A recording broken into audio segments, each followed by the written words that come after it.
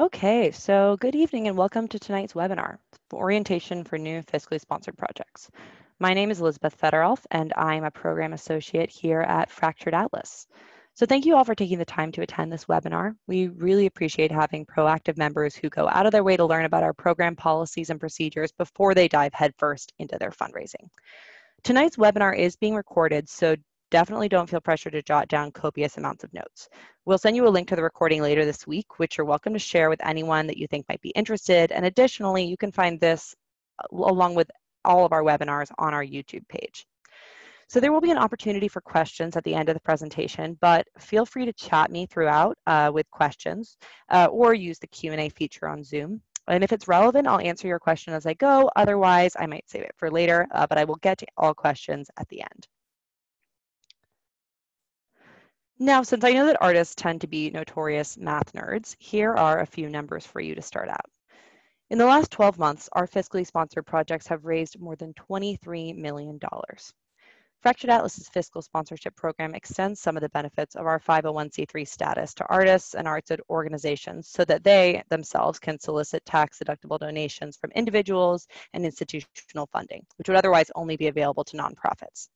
So currently we have more than 4,000 artists and arts organizations who are fiscally sponsored by Fractured Atlas. These guys are producing either one-off discrete projects like a single film or a dance production, or we're sponsoring them for their ongoing artistic activities like a startup theater company or the work in progress of a visual artist. Fractured Atlas has the largest arts fiscal sponsorship program in the nonprofit arts sector. And how many Fractured Atlas staff members administer this program? 8.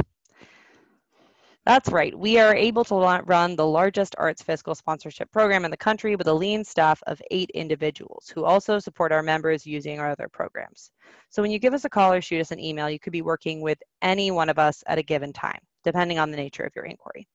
We don't assign point people, so you won't be speaking with the same person every time you call or write in. Rather, we choose to go with more of a zone defense approach, which I know is not necessarily the best to make sports references with artists, but oh well.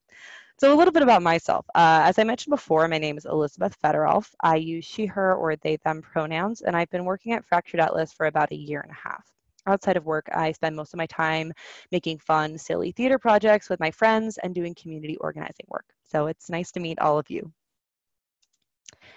You might ask, how is Fractured Atlas able to run a program of this size smoothly and efficiently? Well, we have custom-built online tools that allow for much of the program to be automated. This means that there's a great deal of functionality at your fingertips that allows you to control a large portion of your fundraising activities. In other words, you can do pretty much everything online. The purpose of today's presentation is to show you a path forward with our fiscal sponsorship program by giving you a tour of what's available to you on our website and to outline some of our program policies and procedures. So once our board of directors approves your project for the program, you'll be able to log into our website and access your My Fiscal Sponsorship page. This is your primary portal for interacting with the program. We're going to talk through some of our features on this page as well as our program policies. But that being said, there's no substitute for hands-on learning, and we can't possibly cover everything in this presentation. So I encourage each and every one of you to thoroughly explore this page on our website, as well as read our program policies and procedures, which are all available online on our knowledge base as your first steps once you're set up with sponsorship. So one of the first things to understand about our fiscal sponsorship program is that it makes the distinction between earned and contributed revenue. Earned revenue refers to any funds given in exchange for a good or a service. This is usually known as a purchase, and it's not considered tax deductible. A pretty intuitive example of this is when I pay my favorite podcast $5 a month on Patreon in exchange for bonus content. I'm paying them for a service, right? So this is earned revenue. Contributed revenue is any amount of money given without an expectation of receiving anything in exchange. This is usually a donation or a grant in which a donor gives an amount of money to support your work but doesn't get anything in return. Contributed revenue is usually considered tax deductible because, again, it's charitable. Earned revenue needs to be made payable directly to you. We, as Fractured Atlas, do not process this for you because it is not considered a charitable donation. Therefore, your donor does not need, nor should they get, a tax receipt. Fractured Atlas can only accept contributed revenue for the purposes of our fiscally sponsored projects.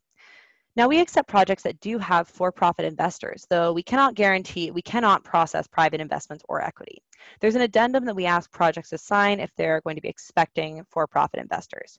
We only process charitable donations from individuals or institutions for the purposes of our sponsored projects.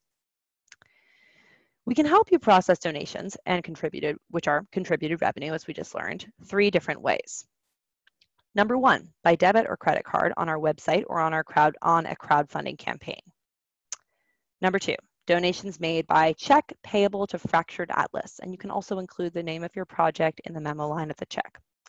And number 3, we can also accept non-cash donations of goods made in kind for the charitable purposes of your project. And if that sounded like a lot that you don't understand, I will explain that later. Each of our fiscally sponsored projects has a donation landing page on our website where they can direct donors who want to contribute by debit or credit card. We can accept credit card donations of up to $20,000 per transaction. Now, if you have the enviable problem of knowing a donor who wants to contribute more than $20,000 and charge with their credit card, well, you'll just need to ask them to do so over multiple charges and have them wait about 5 or so minutes between transactions so that our system doesn't think that it's a duplicate donation made by mistake. Donors who contribute by credit card are also required to provide an email address. That's how we'll automatically send them the receipt. And the automatic receipt that they receive by email, this is going to act as their tax receipt. It's important to note that you are prohibited from collecting credit card information from your donors and entering it into our website on your own. Donors must input their own credit card or debit card information or contact Fractured Atlas directly to process their donation over the phone. If you're taking credit card information down for your donors, this opens us up to a lot of liability issues because as a sponsored project, you're not authorized to use our credit card processor in this way. So just don't do it, please. Your donation landing page is also a public-facing page on our website where you should put content that you want your potential donors to see. This kind of content can include images, YouTube/Vimeo videos, along with a brief description of your project and what your current activities are. Remember, this is the first thing that your supporters are going to see when they come to donate. You can edit your sponsored project's online profile on our website through your My Fiscal Sponsorship page under the Online Profile button right there. When you submit the changes, an automatic email will go to a member of our staff asking for a review and approval before it goes live on our website. We can typically turn this around within 1 to 2 business days. And when we review it, we'll either approve the changes outright, or if there are any issues, we'll be in touch with you directly via email and ask you if we have any questions about the new material that you're putting up on your profile. We can also accept check donations that are made payable to Fractured Atlas. You're welcome to have donors write your name or the name of your fiscally sponsored project in the memo line, but this isn't entirely necessary because we do ask that your donors mail you their contribution first. So once you receive donation checks from your donors, you'll then report the donations made by check on your My Fiscal Sponsorship page under the Donations heading. Here is where you'll create the donor record for check contributions. You'll provide us with the donor's name, contact info, and any other information that's available to you from their check before forwarding it on to us for processing and deposit. You'd be surprised how many unreported checks arrive at our office. And it's unfortunate because we end up spending a lot of time doing detective work to figure out which of our fiscally sponsored projects they're recommended for. We actually often have to mail unreported checks back to the donor or back to you. So it's very crucial that we receive this information in advance if you want us to process your donation in a speedy and efficient manner. So to recap, your donors will send you their check contributions first. You'll then submit donation reports on our website so the information is logged in our system, and then you can forward the checks on to us for processing and deposit. You'll be sent an email notification once the donation is processed with a copy of the receipt to forward on to your donor with your thanks. And it's important to note also that the post office can, take a little bit of time. So if you feel like there's a delay, know that we process checks the same day that they get to our office. So important to note the potential post office delay there. We can accept check donations of any size, but those over $2,500 will require an extra piece of documentation, which is called the Major Gift Letter. The Major Gift Letter right here is a simple form that's available for you to download on your My Fiscal Sponsorship page for your donor to complete and sign. You're able to upload the major gift letter as an attachment to the donation report, but it's not required, and it can be emailed or mailed to us at any time. So to clarify, it's not required to report a donation, but it is required in order to release the funds.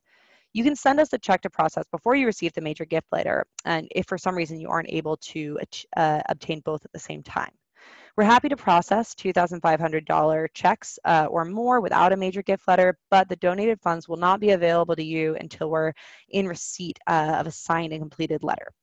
This is because as a nonprofit, we're required to submit ourselves to an annual internal audit, during which our auditors look for this extra verification of the donor's intent to donate to Fractured Atlas in support of your project. There are a couple different types of monetary donations that we cannot accept. Number one is cash, and number two is money orders. In order for us to issue a tax receipt, we need to be able to directly link the money back to a specific individual or entity. So a credit card transaction or a check with the donor's bank account and routing numbers on it provides us with that direct link. But because cash and money orders are not specific to individuals' financial institution or bank account, they don't provide us with that paper trail back to the donor. And we would not, in good faith, be able to issue a tax receipt for that. You're welcome to accept a cash or money orders directly for donors who don't need or want a tax receipt with their contribution. However, if they do want a tax receipt, instruct them to contribute via debit or credit card on our website or by check made payable to Fractured Atlas. We can, however, help you accept non-cash or in-kind donations. Now, these donations must be physical, tangible items that you can touch with your hands, the ownership of which is fully donated over to your project. So if you're not sure what that is, let's unpack that further. We can only process donations of physical, tangible items. Donations of a person's time or services are not considered to be, by the IRS, to be charitable, tax-deductible donations. So, for example, if a restaurant donates, say, a dinner for a gala, they can get a receipt for those items, the food items, that is, but if they donate their catering services for the same gala, they could not get a tax receipt that includes their contributed time. We can, however, accept gift cards or gift certificates from businesses that otherwise might sell these items. For example, if someone donated a MoviePass gift card to your project, we could accept this since the gift card itself is a tangible thing, even though the service, MoviePass, is certainly not. I don't know how useful a MoviePass gift card would be at this point to your donors, but just an example. However, we cannot accept donations of vouchers or coupons because they aren't tangible objects. Again, you need to be able to hold it in your hand. In order to be tax deductible, non-cash donations need to be fully donated over to the charitable purposes of your sponsored project. So what does that mean? Donations of rent or rental items do not count. For example, if someone offers to let you use their expensive camera for free, that's really nice, but more of a loan, even if they're waiving the rental fee. Similarly, donated space rentals wouldn't count because as tax deductible, as you're not actually being given what the IRS calls full interest on the property. In other words, rule of thumb, if you need to give it back, it's not considered a donation.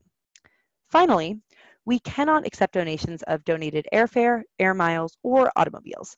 There are complicated IRS regulations about this that you can do some light reading on their website yourself if you are curious. As with check donations, you'll need to report non-cash donations on your My Fiscal sponsorship page under the donations heading. This is where you'll also find your non-cash donation letter. See arrow there. The non-cash donation letter is another simple form that the donor can fill out where they will provide a description of what they gave and also provide the value of the items that they are contributing. You can upload the non-cash donation letter to the donation report when you submit it through your My Fiscal sponsorship page. For non-cash donations valued at $250 or more, we will require some sort of a photograph of the donated items. So be sure to take that photograph as soon as it's available, as soon as you receive the donation. And this is especially important to remember in the cases of food or beverages.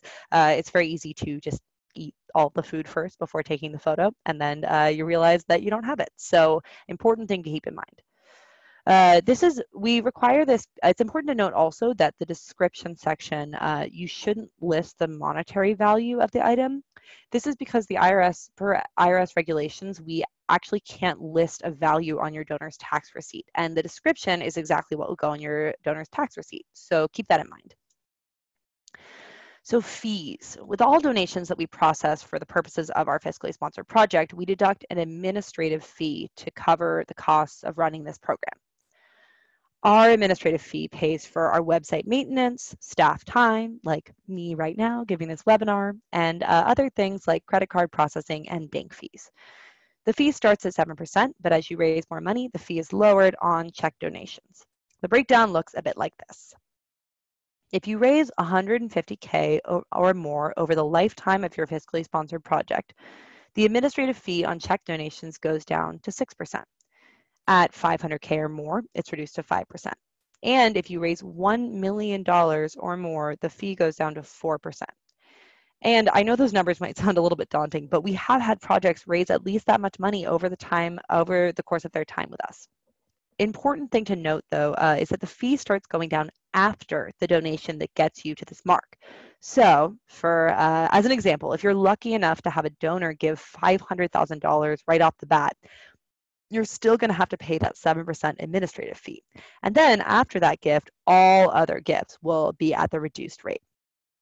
The fee remains at 7% for credit card donations across the board because the processing fee that we incur does not change. We also charge a fee on the stated value of donated non-cash items. You can either have us charge this fee to your credit card on file, or you can have us deduct it from your project's available fund balance. And you can always check your fund balance on your My Fiscal Sponsorship page under info/reports, this heading right here. But maybe we're going too fast and we should take a step back. I know I have the tendency to talk fast, as many of my teachers have told me over the years. But because before we even start processing donations, how do you actually get people to consider making a contribution to your fiscally sponsored project? Well, we ask. That's the first step. And this is often the first hurdle that budding arts entrepreneurs encounter. Every day, we talk to artists or arts startups, arts organizations who experience an initial queasiness about asking people for money. If this sounds like you, consider yourself in good company. All nonprofit artistic ventures in the United States require philanthropic support to keep in operation. So this includes the Met, the Guggenheim, the Getty Museum in LA, at pretty much every Brooklyn museum, any museum or arts organization that seems like they're a big deal, they all accept philanthropic support. So don't consider it panhandling or begging, consider it an offer. You're offering potential patrons an opportunity to get involved with something bigger than themselves. And with fiscal sponsorship, you're also offering them tax deductibility, which is a major incentive for a lot of donors. As soon as you're approved for fiscal sponsorship, we would recommend that you send out an appeal asking for people to make a contribution and to let them know that their donation will now be tax deductible. Some different ideas for this could be an email blast, a snail mail campaign, a newsletter. You could put it on your website. You could host a fundraising event, run a crowdfunding campaign. These are all different tactics that you should, at some point over the course of your fiscal sponsorship, consider as a part of your larger fundraising strategy. We have an individual appeal letter template along with some other fundraising templates available for you to take a look at on your My Fiscal Sponsorship page. Crafting a good letter is more than just plugging in your information into the formula and pressing send, as anyone who has ever tried to write a generic cover letter could deduce. So I would strongly encourage you to use this template more as a way to start brainstorming about the letter than a word-for-word interpretation. But important to note, before you send out your appeal to potential donors, please send us a copy of your first review for review and approval. You can email your fundraising materials to support@fracturedatlas.org. A good rule of thumb for whether or not you should send something in is if you mention Fractured Atlas or promise donors tax deductibility, you should run it by us before sending it out. So a lot of people ask, is it okay? I'm going to make a Facebook status. I'm going to post on Instagram about my project. Most of the time, that's going to be fine. But again, if it's a longer thing where you're mentioning tax deductibility, you're mentioning our name, you should send it to us to make sure everything is correct. And again, we require you to do this for a few different reasons. First off, it's in your best interest to have another experienced pair of eyes take a look at what you're about to send out. At this point, I have probably reviewed 50, 100 donor solicitations at least. I review them every day, and I have a pretty good idea of what a successful, well-presented appeal letter looks like. So our staff can offer you some tips and tools to potentially maximize the effectiveness of your fundraising materials. And we'll definitely provide feedback where it's appropriate. But we're also looking to see that you're correctly representing the fiscal sponsorship relationship. To that end, we've created some standard text that we require you to include with your donor solicitation materials. This can be found in our knowledge base, and it's just a quick 2-sentence paragraph that succinctly summarizes the fiscal sponsorship or relationship. You're welcome to include this at the bottom of your appeal letter as kind of a fine print, but it must be in there somewhere because donors do need to understand what exactly the fiscal sponsorship relationship is. I mean, who knows? I bet you had never heard of fiscal sponsorship before signing up for Fractured Atlas, so it's important to clarify for people. We're also looking to see that what you're offering donors for in exchange for their contribution. For example, advertising space. Unfortunately, you are not permitted to sell ad space through your fiscal sponsorship or give it away as an incentive in exchange for a donation. You are, however, allowed to offer corporate sponsorship in exchange. So what's the difference? Well, it has to do with who maintains control over the content and the placement of the content. If your contributor has control over what will be listed in your materials and/or is in some way you're endorsing their products or services, this would be considered advertising. But if you maintain control over the content and you're not endorsing their products or services, then this is considered corporate sponsorship. Typically, corporate sponsorship comes in the way of a logo or name placement on your website or other materials. Frequently, this will be posted as a thank you or a recognition of the sponsor. For example, my favorite theater back in California, where I'm from, shout out to anyone else who's from the Bay Area, used to do this cute thing where they would end every curtain speech by saying, thanks to our sponsors, and then the audience would yell back at them, Pete's Coffee and Tea, because they had been giving for so long, everyone knew that they were their corporate sponsor. This simple shout out would be considered corporate sponsorship. That being said, if the person who was giving the curtain speech had said, everyone should go to Pete's Coffee and Tea after the show, it's so much better than Starbucks, then that would be considered advertising. And I know this can be confusing, so if you have any questions about this, please feel free to reach out to our staff and we'll be happy to assist. Better to reach out, get it resolved early than to run into issues later. So some other things that we might be looking for. Are you running a raffle? This might be a good idea, but you are actually prohibited from running it through your fiscal sponsorship with us. This means that we cannot award donor raffle tickets in exchange for a tax-deductible donation. This is because raffles are considered a form of gambling, which is regulated at the state level, so it's not something that Fractured Atlas wants to get involved with. So whenever you offer donors rewards of goods or services in exchange for their contribution, this makes their donation partially deductible above and beyond the fair market value of the rewards that they're receiving. So examples of this. A $20 ticket in exchange for an $150 donation would be $130 tax deductible. So we need donations to be at least partially tax deductible. You wouldn't be able to offer donors rewards of equal or greater value to the amount that they're contributing. Such an exchange no longer becomes contributed revenue, as that's considered a purchase or earned revenue. So one thing that I like to tell people is that when you're creating some sort of a giving level or a partially deductible donation, you're basically throwing in a perk for the donor, right? You're giving them like a little something in order to sweeten the deal of the donation. The primary thing, you're not selling them something. So if they give an $150 donation and you're giving them a piece of art that's worth $130, that's not really a charitable donation. You're kind of just selling them the art. And that's something that we will sort out with you when you submit these giving levels or rewards for review. Speaking of which, one place where partial deductibility often comes into play is with our crowdfunding campaign. Frequently, fundraisers will offer rewards in exchange for donations through their campaigns. You might have seen something like this on Kickstarter if you've ever donated to one of their campaigns. We have a platform available for our fiscally sponsored projects, which allows you to run a crowdfunding campaign and still offer your donors a tax receipt. This includes the ability for you to set up rewards with a fair market value attached so that we can issue accurate receipts for your donors based on the reward that they received. And speaking of Kickstarter, one thing that I do want to mention here is that we actually cannot work with any other outside crowdfunding platforms. There's a lot of reasons for this. We don't want you to pay more fees. A lot of these platforms have trouble working with fiscal sponsorship. And because of this is why we developed this customized platform for our fiscally sponsored projects. So back to this. In the year of 2019, it's likely that you've heard of crowdfunding and maybe supported some campaigns yourself. So you probably all know what it is. We encourage our projects to run a crowdfunding campaign at least once as a part of their overall fundraising strategy. So alternatively, if you don't want to run a crowdfunding campaign, or if you want to offer giving levels to donors on an ongoing basis, you can add some to your donation landing page on our website. From the My Fiscal Sponsorship page, you'll want to click on the Donations button and then Giving Levels. Your donors will then be presented with the options on our website for different levels that they can contribute. And if you want to offer donor rewards, their online or debit or credit card donation can be partially tax deductible. Fiscal sponsorship can open the door to institutional funding, like from funders or corporations.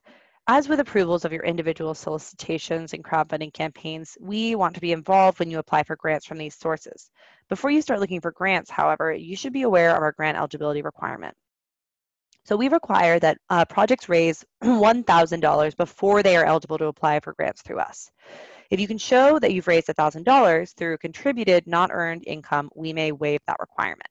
And just a note, we don't have this in place because we want to penalize you. We really have this in place because funders have asked us to have this requirement.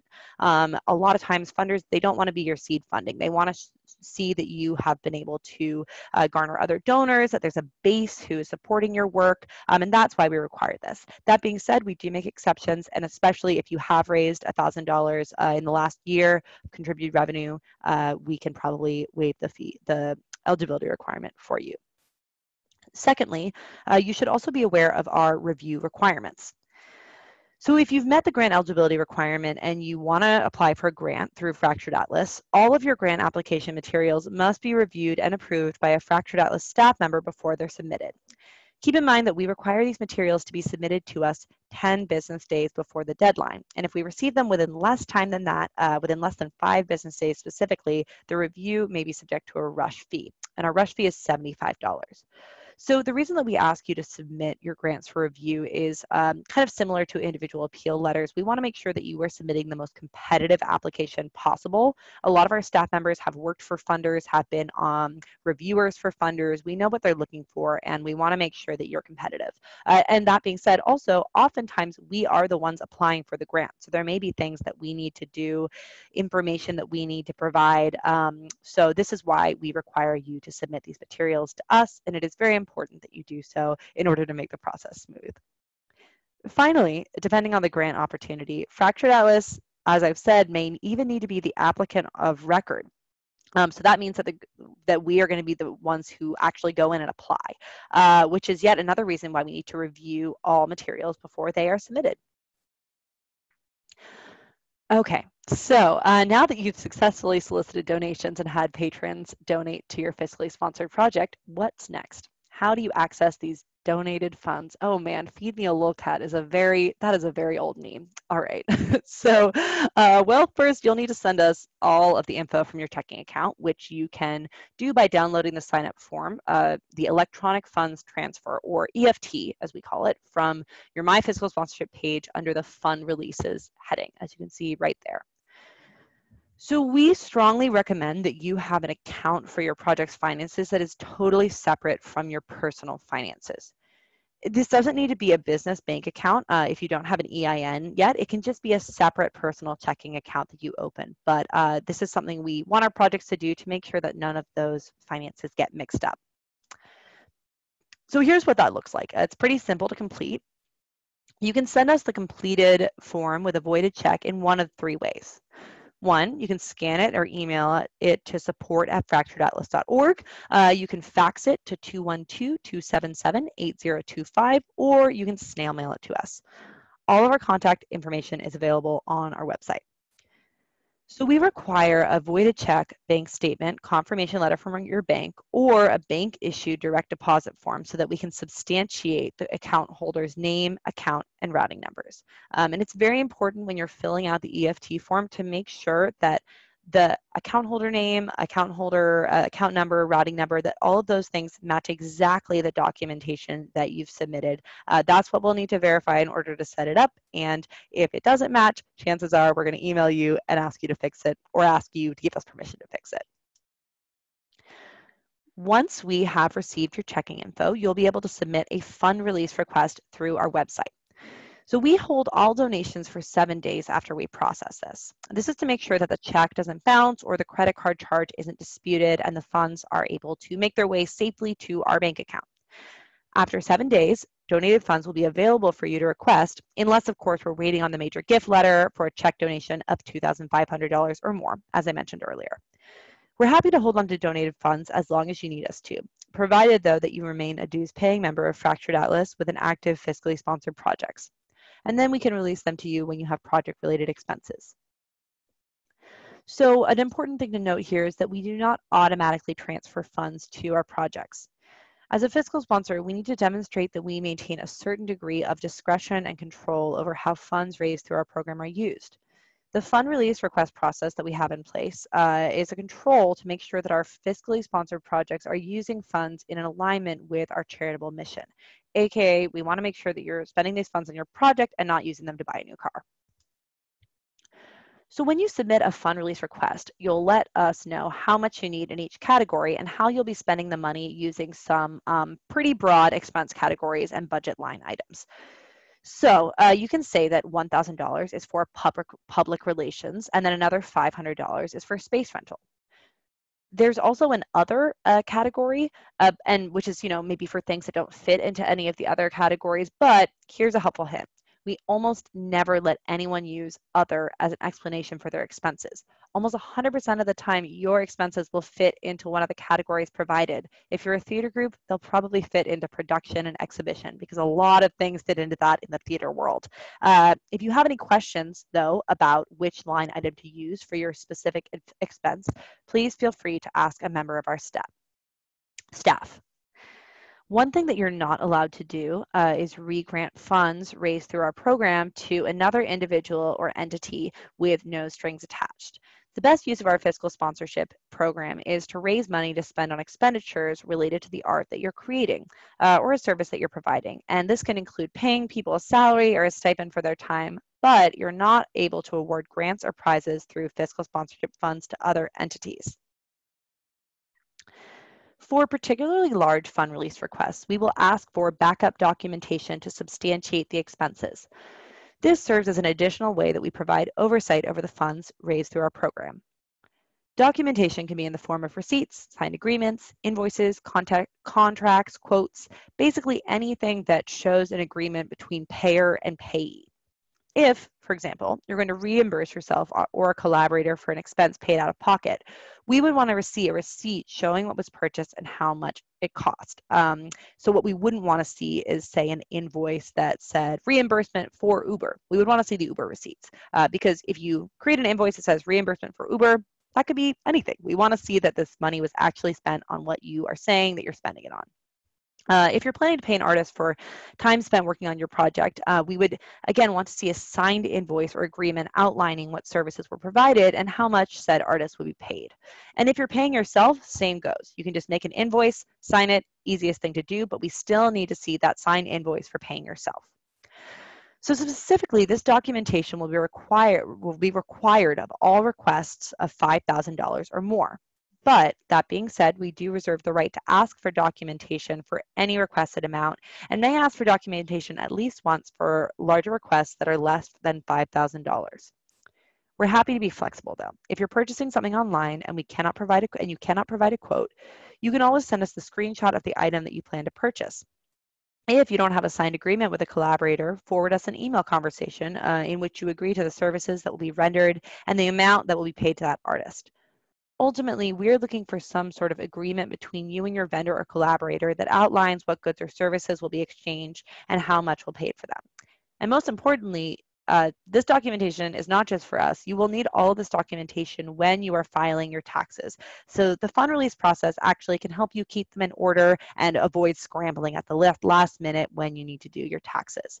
One more thing too about the fund release process is that we do want you to only submit one fund release request at a time. If you do go in and submit like 6 requests, we are going to reach out to you and ask you to edit them. So be aware of that in advance.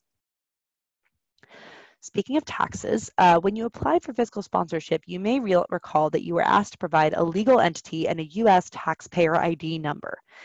This is either an individual with a social security number or a business entity with an employer identification number, or EIN.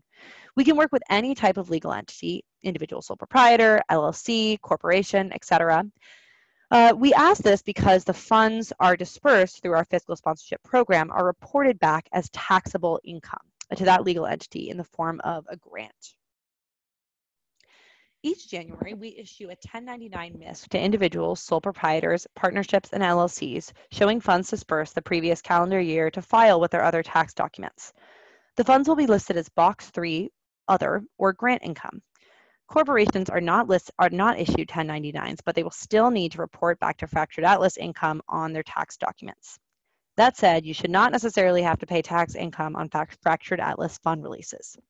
Because we only release funds to you when you request it on your specific project-related expenses, you should be able to offset this income on your taxes using the expenses that the funds were paid for. And this is all with the caveat that I'm not an accountant. We are not accountants. We're not tax experts. So to get the most up-to-date information on this, we strongly recommend that if you're fiscally sponsored, you work with an accountant to file and keep careful documentation of your expenditures. We also, if you want to check out our blog, we have a great new blog post with Brass Taxes, a New York-based accountant who works with artists and freelancers, and he explains a little bit of what's going on with fiscal sponsorship and taxes. So if you're interested, please check that out. An important thing to keep in mind is that your project is a separate business entity from Fractured Atlas. One of the great aspects of this is that you maintain complete control and ownership over the work that you create. Fractured Atlas is not going to come back and want the rights to your play or the rights to your film. We really don't have any artistic control over what you make, and in fact, we're non-curatorial, so it's not even a part of our application process. But all of that comes with the fact that we do not grant you 501c3 status. Only the IRS can do that. Rather, we're extending some of the benefits of our nonprofit status to the projects that we sponsor. To that extent, we will want you to check in with us on a few things, primarily the use of our tax ID. I'm sure if a friend asked for your social security number, you would probably be curious about why. At the same time, anytime you encounter a situation that requires our EIN, please let us know so we can advise on its usage. This can include, a donor asks for our EIN, you're applying to a grant that needs our EIN, you're applying for a nonprofit rate, which we can often help our projects get, needs our EIN.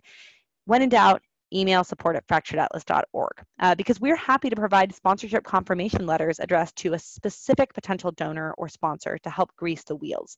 But we cannot provide a one-size-fits-all confirmation document with our EIN, as we want to be involved each and every time someone is requesting our information. So just email us at support@fracturedatlas.org. We can also provide a letter to help you obtain, as I mentioned, nonprofit rates from vendors that offer them. It is ultimately up to the vendor that will, whether or not they will extend you the rate, but most are willing to do so.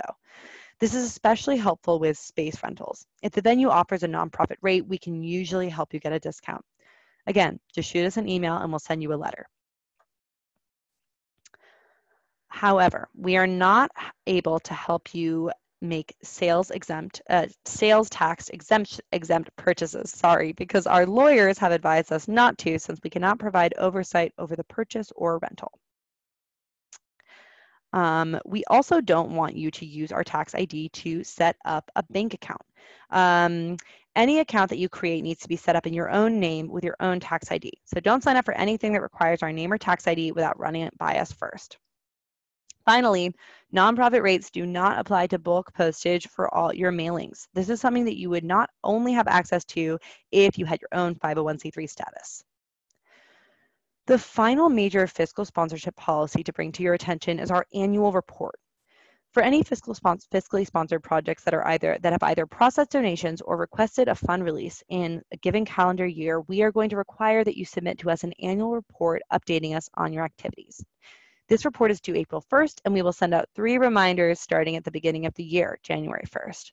If you don't complete the report by April 1st, we will freeze your project. I know that sounds really scary and harsh, but it's actually relatively simple to unfreeze your sponsorship. All you have to do is submit the report and then email us, and it really shouldn't take too long. You can access the annual report on your My Fiscal Sponsorship page under the Info/Reports button. The report is entirely online, so you don't need to prepare a different document that has 2 major components. You don't need to prepare a different document, and this report has 2 major components. First is that we ask you to provide a brief narrative description of what you've accomplished in the calendar year. This can be as detailed as you'd like, although we would prefer that you keep it relatively short so that it doesn't take too long to review. With the narrative, you provide a numerical impact for your work to show how many people were exposed and how many artists participated. We will also ask for updated financials. Because we only process contributed revenue for your fiscally sponsored projects, we're actually only aware of income and expenditures related to the funds that we've handled. So this is an opportunity for you to tell us how other funds are being handled separately from the program, where they came from, how they were spent, etc. Also, if you changed how the funds released through our program are spent, let's say you released $1,000 that was going to be used for transportation, but instead you decided to spend it on paying your sound designer. Here's your chance to let us know so that we can better adjust our own books. The annual report is another way that we demonstrate the discretion and control over how the funds raised through our program are used, but it's also a way for us to collect data about the artists and arts organizations that we serve so that we can better understand how our own impact in the nonprofit sector in the United States. The more accurately you can provide your data, the more complete our picture is about the kind of business our sponsored projects are able to do in their own communities. Okay, so I just talked a lot, but I'm going to open up to questions momentarily. I hope you've gotten a sense of how easy our fiscal sponsorship program is to use and how much power you have at your fingertips through online tools available on our website. I would encourage all of you, once again, to thoroughly explore your My Fiscal Sponsorship page and our program manual for a more comprehensive overview of all of our program policies and procedure. Before we open up for questions, I'd also like to quickly introduce Fractured Atlas's other programs and services. First, we have Artfully. Artfully is an online system to manage your tickets, donations, and contracts. It's a simple and elegant way to keep track of events, people, and your everyday work. You can sell tickets on your site through the Artfully storefront and provide ticket buyers and donors with automatic email receipts along with other things to manage tickets and patrons. Artfully works well with fiscally sponsored projects, so you can track your donors and other fans in the same place. It's also a great way to start understanding your audience, managing your segments, and organizing your communications. Additionally, donors can actually give at checkout as they're buying a ticket. Our next program is Space Finder, an online marketplace that matches renters with venues to meet their unique needs. For artists, the process of finding workspace can be frustrating and inefficient. Meanwhile, venues have limited resources to spend on finding new renters. I know any of us who have tried to find a theater rehearsal space in New York can relate to this. And earned revenue is critical for creative venues, yet many rental spaces are tragically underutilized. Through the Space Finder program, Fractured Atlas is increasing a visibility of rental options and helping artists find the space that they need while helping venues promote and rent their spaces. As you can see from this list, there's a lot of different cities. We have over 5,000 spaces listed and 554,000 searches for spaces every year. We also have 800,000 plus annual rental referrals to participating creative venues. Space Finder is available and/or coming soon to the locations listed here. That sounds a bit like an infomercial, but going on to the next one, we have our insurance program. Thanks to the combined purchasing power of the Fractured Atlas community, our members have access to high-quality coverage for much lower rates than would otherwise be possible. Our insurance program is run through our brokers at Lockton Affinity. And for more information about what they offer, you can go to fracturedatlasinsurance.org. Quick tip, our Fractured Atlas staff here at the office, and whom you can reach by emailing support@fracturedatlas.org, we are not brokers. So if you have specific questions about insurance policies, or you have a policy and you want information on it, I would encourage you to email or call Locked In directly. This information is on our website because we will refer you over to them. We cannot answer questions about insurance as we are not brokers. So more importantly, with one foot in the arts and another in the world of insurance, Fractured Atlas has worked with some of the world's leading insurance companies like Locked In to design a number of proprietary insurance programs that are specially tailored to meet your specific needs. And we've tried to make the process as quick and painless as possible. All right. Well, I just talked a lot, probably very fast. So now I will be opening the floor up for questions and answering any outstanding ones, although it looks like there weren't any outstanding questions. So if you have questions, please take time to ask them in the chat function, and I'm happy to answer them.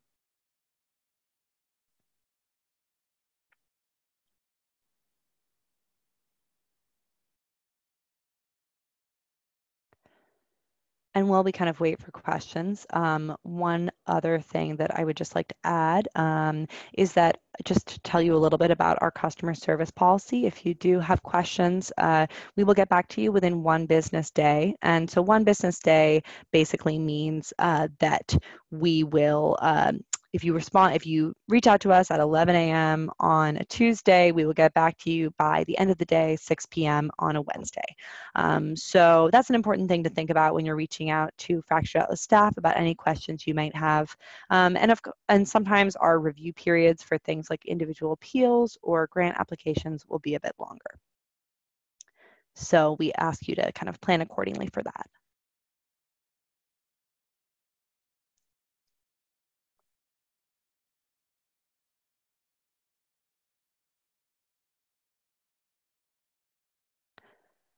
Okay, I have a question from Julian, who says that, will the presentation be available on our website? Yes, Julian, it will be available on our website. All of our webinars will be available on our YouTube page, and we'll also post the recording of this online in about a week or two. In the meantime, if you want to go back and listen to some old webinars, which do contain a lot of the same information, you can find that on the Fractured Atlas YouTube channel.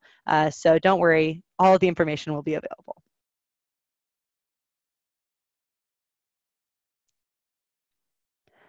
Any other questions from folks?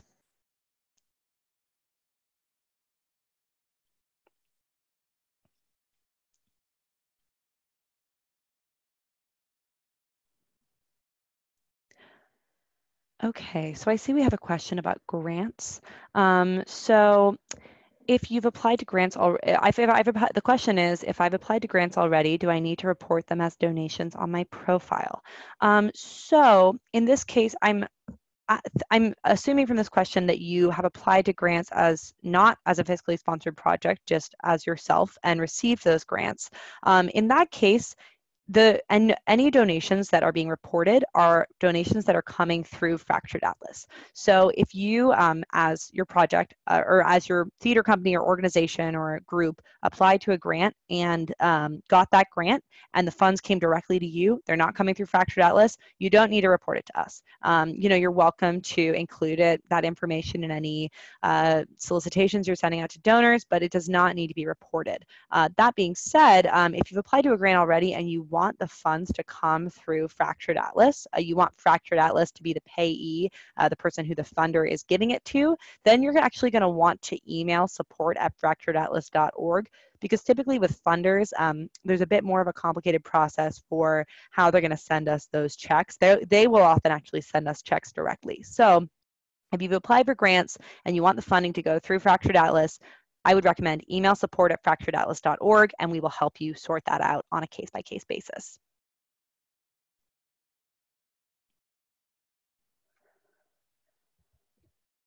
And again, if anyone's questions were not answered thoroughly, please just put a clarifying question there in the chat, and I'm happy to provide a little bit more information.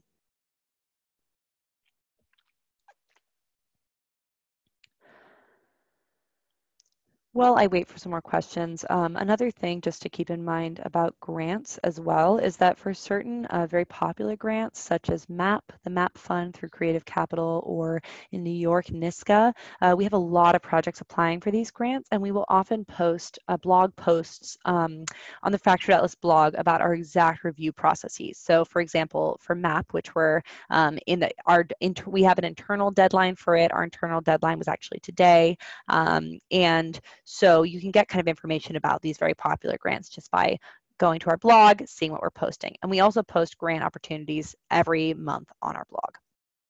Okay, so we have another one. Let's see. I heard you say you need to review applications for grants. If the deadline is February 15th. Okay, so I'm thinking that this might be an application for the MAP fund. If you do have a grant application for the MAP fund, yeah, I would encourage you to email support@fracturedatlas.org, so yeah, just in general, if you did just apply for sponsorship and you're applying for a grant, then I would go ahead and, oh, it's not. Okay, great. Thank you for clarifying. In general, if the grant deadline is 2/15, I would just, as soon as possible, maybe right after this webinar, email all of the information to support@fracturedatlas.org. Email the funder's website, the deadline, your ask amount, and any information that the funder is requesting. Email that to support@fracturedatlas.org and we'll get back to you as soon as you can. I can't give you a definitive answer about whether or not we will be able to do that right here, but whichever staff member is able to look at your case in more detail will be able to help you out with that. So another question we have is, what are the criteria that Fractured Atlas would need to make the grant application, directly? I'm a bit unsure of what this question means. So in terms of if we are applying directly, this really is just a case-by-case basis based on the funder. Some funders will want Fractured Atlas to be the applicant and other funders might not. So I think that would be really based on just what the funder wants. Every funder is different. So the best thing to do is just, if you have a potential grant opportunity you're interested in, or if like you even just see a website of something you're like, I want to apply to this, you can email us, just give us the information. Chances are we might have already worked with that funder and know what they need from us. So yeah, just with grants, when in doubt, email information about the funder and the deadline to support@fracturedatlas.org.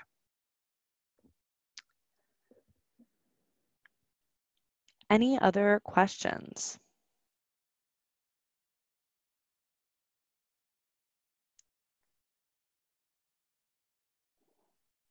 Great. So if nobody has any final questions, I'd like to just say thank you guys all so much for coming. And for future reference, we have all of our webinars, as I've said, listed online. There's a lot of other cool webinars. We have an introduction to fiscal sponsorship, which is a little bit more broad and general about just our program overall. We have this one, the orientation for new fiscally sponsored projects, which you just did. We have overview of individual donors and online giving campaigns, proposals and grants for fiscally sponsored projects, crowdfunding, and we're always developing more. So you can go ahead and find all of these online. I would like to thank you all for taking time to attend tonight's presentation. By this point, if we've done our job right, you should have a more clear picture of what the road forward is and how to use our fiscal sponsorship program to its best extent.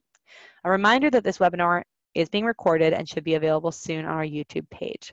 So thank you everyone so much for attending, and I hope you have a great night.